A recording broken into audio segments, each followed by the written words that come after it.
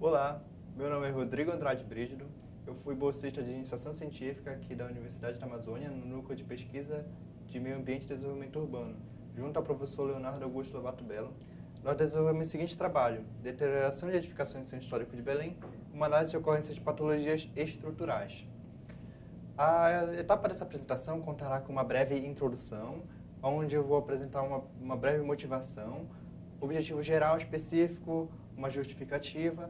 Irei explicar os procedimentos metodológicos deste trabalho, junto com o seu desenvolvimento de projeto. Colocarei também os resultados de discussões que foram alcançados, junto com as suas considerações finais. Por fim, darei algumas sugestões de trabalhos futuros e mostrarei uma publicação feita através deste projeto. E mostrarei as principais referências. Darei início à apresentação fazendo uma citação direta ao Decreto-Lei nº 25, de 1937, onde o artigo 1º estabelece que constitui patrimônio histórico e artístico nacional o conjunto de bens móveis e imóveis existentes no país, cuja conservação seja de interesse público, quer por suas vinculações a fatos memoráveis da história do Brasil, quer por seu excepcional valor arqueológico, etnográfico, bibliográfico ou artístico. O que é que isso quer dizer? Que qualquer objeto, qualquer edificação que seja móvel ou imóvel, que tenha marcas, culturas, características provenientes da história do Brasil, elas são de interesse público e devem ser conservadas. Os principais patrimônios históricos existentes na nossa região, Belém, estão concentradas na Cidade Velha, onde ocorreu a fundação de Belém. Esta fundação ocorreu com a retomada, né, de Portugal contra os invasores holandeses. Nessa retomada, Portugal construiu logo uma base militar, que hoje é chamada de Forte do Presépio, onde tem alguns canhões voltados para a Baía do Guajará, justamente para ter uma defesa marítima, né? E como Portugal tinha um forte laço com a religião, eles construíram logo duas igrejas, hoje conhecidas como Igreja da Sé e a Igreja de Santo Alexandre, que tinham como objetivo catequizar os índios e os filhos dos soldados. Hoje em dia, na atualidade, né, a Secretaria de Estado de Cultura do Pará, Secult, lista 55 patrimônios históricos na região, onde um deles eu listei como Palacete Bolônia, Basílica de Nossa Senhora de Nazaré e o Parque da Residência. Toda edificação ela sofre um processo natural de degradação, através do clima, através de agentes nocivos ou até mesmo a densificação, o crescimento populacional pode influenciar na vibração das estruturas através do tráfego, que podem causar patologias nas edificações. Então, uma forma de preservar os patrimônios históricos foi através do tombamento, que é um instrumento de reconhecimento e preservação desses patrimônios, certo? Onde é feito um registro do nome da edificação, a sua localidade, as suas dimensões, a arquitetura, os seus materiais, quando foi feita a sua última restauração, certo? Para que futuras gerações possam poder utilizar daquela edificação, possam poder usufruir dela. No entanto, há diversas limitações quanto a essa conservação. A primeira delas eu posso citar a tecnológica. A maioria dessas edificações foram construídas por volta de 1600. E de 1600 para cá, com certeza, houve melhoria na tecnologia, melhoria na mão de obra, nos materiais, nos métodos construtivos. Antigamente, as edificações eram bem rígidas, tinham paredes por volta de 50 centímetros. Hoje em dia, o padrão é 10, 15, chega até 20 centímetros, mais ou menos. O pé direito, por exemplo, que é a distância da onde a gente está pisando, né, na laje de piso até a cobertura ou o forro, né, chegava a ser 5, 6, 7 metros. Hoje em dia o padrão é 2,60, 3 metros, entendeu? E outra forma de limitação é quanto às leis que caem em cima dessas edificações. Elas dizem que toda edificação tem que ser restaurada, se for necessário, restaurada da mesma forma que foi construída no passado. Não importa se há algum material ou alguma peça que influencia um pouco mais na edificação, ela deve continuar, ela deve se preservar da mesma forma. E o objetivo desse trabalho é realizar um levantamento em campo de patologias das edificações do Centro Histórico de Belém. E os objetivos específicos, que são os degraus para chegar no geral, é reconhecer a área disposta do Centro Histórico, vistoriar essas edificações e identificar e analisar as manifestações patológicas encontradas nessas edificações do Centro Histórico de Belém. O locus da pesquisa, acho que ficou bem claro, né? É o Centro Histórico de Belém, onde ele está localizado no estado do Pará, na cidade de Belém. Se nós olharmos para essa imagem aqui, o Centro Histórico está próximo à Baía do Guajará, no extremo do município de Belém. E a Lei Municipal 8.655 de 2008 dispõe sobre o Plano Diretor do município de Belém, onde ele disponibiliza duas imagens. O anexo 5, ele mostra vários setores do município de Belém, onde ele diz que usa o 7 especificamente para zonas de patrimônios históricos. E o anexo 6, que é esse aqui, diz que há edificações na Cidade Velha, né, que foi onde houve a fundação de Belém, e também um pouco mais para o centro, como vocês podem observar aqui. Não sei se está tão bem a imagem. O protocolo de pesquisa envolveu 3 etapas. A primeira foi um levantamento bibliográfico que foi feito em órgãos, foram visitados órgãos, né, para entender um pouco mais sobre essas edificações, ter algumas informações a mais sobre ela, e também foi pegado algumas informações na internet, né. A segunda etapa foi um levantamento em loco, onde foi feito um checklist. Nessa imagem aqui, eu não sei se você consegue enxergar bem, mas tem algumas informações do perímetro da edificação, quais são as características dela, se ela tem a quantidade de laje, de forro, essas coisas, e as manifestações encontradas a olho nu. Nenhum tipo de ensaio destrutivo foi feito, apenas não destrutivo. A terceira etapa foi feita uma proposta para critério de identificação e classificação dessas patologias. Por que proposta? Porque hoje em dia não existe um modelo padrão para verificação dessas edificações. Não tem como comparar se uma edificação está mais arruinada que a outra, ela tem mais risco que a outra. Então, nós criamos esse modelo, essa proposta, né, para identificar diferentes edificações e quais são os riscos que elas estão correndo. Essa proposta envolve 2 indicadores. O primeiro indicador é o de extensão da patologia, onde é numerada todas as patologias encontradas junto com a sua extensão. Dependendo da sua extensão, todas são verificadas em metro, né? Metro quadrado. Dependendo da sua extensão, ela vai se encaixar entre baixa, média ou alta. Em cada indicação, cada designação possui um peso diferente. Já o indicador 2 é o indicador de magnitude da patologia. Ele envolve o seu estágio, o estágio em que a patologia se encontra no dia, na verificação em loco, onde existem 3 estágios. O inicial, ele diz que não há comprometimento estrutural e também os danos são apenas superficiais. No entanto, quando esses danos chegam a aprofundar um pouco mais, mas mesmo sem comprometimento estrutural, dizemos que ela está num estágio moderado. Enquanto o estágio avançado, que é o estágio em vermelho, ele já diz que a estrutura está com uma certa instabilidade estrutural, ela pode ter algum dano que pode estar influenciando a mais nela, ou está dando algum risco aos usuários frequentadores daquele local.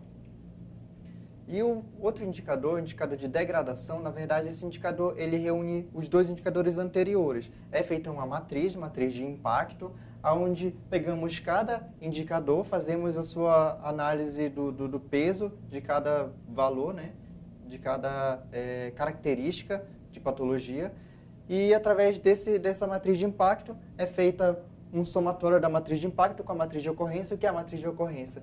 Vamos encontrar diversas patologias nessa edificação. Nós pegamos cada patologia e numeramos numa tabela, colocamos nessa matriz de ocorrência. E dividimos no final pela área da fachada. Vamos encontrar um valor de IDEG que, através desta tabela aqui, nós montamos através de alguns parâmetros, onde se o IDEG desce abaixo de 0,79, o risco dela era mínimo, ela não tem um risco imediato. No entanto, se o IDEG der entre 0,79 e 1,58, significa que essa edificação tem um risco intermediário. Ela precisa de uma certa atenção e um certo acompanhamento. E se o IDEG der maior que 1,58, essa edificação necessita de uma intervenção imediata. Lembrando que esse é só um modelo de proposta que nós estamos oferecendo. Não existe um modelo padrão, outros modelos já foram produzidos, mas não existe nenhum modelo padrão, por isso nós resolvemos criar este. No desenvolvimento de projeto, esse trabalho envolveu 6 meses, foi um projeto bem curto, né? Onde os 2 primeiros meses foram para a elaboração de projetos e para uma pesquisa bibliográfica preliminar.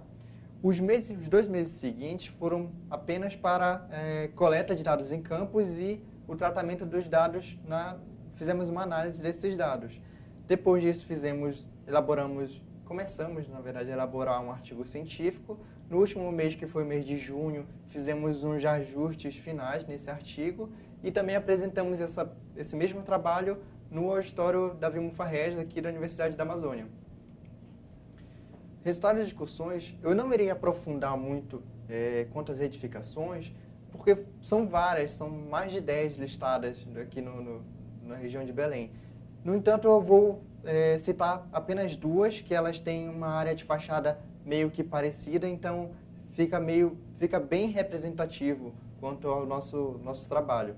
A primeira igreja é a Igreja do Carmo, né? Essa igreja que tem essa fachada. Ela está localizada na Cidade Velha, próxima à Baía do Guajará, né? Esse aqui é o nosso croquis, que nós fizemos através da vistoria na fachada da edificação. Como vocês podem ver, aqueles mesmos indicadores anteriores, eles estão aqui, não dá para enxergar, mas tem um valorzinho aqui, P1B, significa que é a patologia 1B. E ela está verde porque ela está no estágio inicial. As outras também existem as mesmas denominações. Agora eu quero que vocês prestem atenção nessa Igreja do Carmo aqui. A próxima igreja é a Igreja das Mercês. Preste bem atenção para esse croquis. Agora, olha essa outra aqui. Bastante patologia, né? A Igreja das Mercês ela está localizada no bairro da Campina, na frente ali da Estação das Docas, na entrada da Estação das Docas, próximo ao Solar da Beira. É um quarteirão que pega inteirinho essa Igreja das Mercês. Essa aqui é a fachada encontrada em loco, né? Como vocês podem observar, existem bem mais patologias encontradas nessa edificação, né? Esse slide aqui, ele conta com uma tabela, né, onde nós verificamos os indicadores de evolução e extensão. Só relembrando, de evolução são os estágios, né, inicial, moderado e avançado, e o de extensão, baixo, médio, alto, dependendo do seu comprimento, certo? E ao lado, o número de patologias encontradas. Na Igreja do Carmo foram encontradas apenas 5 patologias, não posso dizer apenas, porque uma patologia pode influenciar na criação de outra, né? Como vocês podem ver, através dessa tabela, nós já conseguimos encontrar o IDEG. Aqui a área da fachada deu 127,75, se eu bem me lembro. E a Igreja das Mercês, a mesma tabela foi utilizada, né, indicador de evolução e extensão. No entanto, a quantidade de patologias encontradas chegou a 8 patologias encontradas. E também, não só o número de patologias, mas a quantidade de ocorrência em cada uma delas. Foram bem mais patologias encontradas. Na comparação entre as igrejas, podemos verificar que o IDEG da Igreja do Carmo deu 1,16. Se buscarmos a tabela novamente, vai cair na condição de risco intermediário. No entanto, a Igreja das Mercês, que ela apresenta bem mais patologias, um número maior de ocorrências e também um estágio um pouco maior, ela possui um IDEG de 3,31, considerando uma intervenção imediata nessa edificação. Olhamos só a fachada frontal dela, ela pega também toda a extensão do quarteirão. Quanto à Igreja do Carmo, não conseguimos verificar todo o quarteirão porque ela é contornada por edificações, fica difícil enxergar, né, os outros lados. Como considerações finais, podemos verificar que a Igreja do Carmo teve maior incidência patológica, a biodeterioração, 26 casos de 52, considerando 50% de biodeterioração. O que é biodeterioração?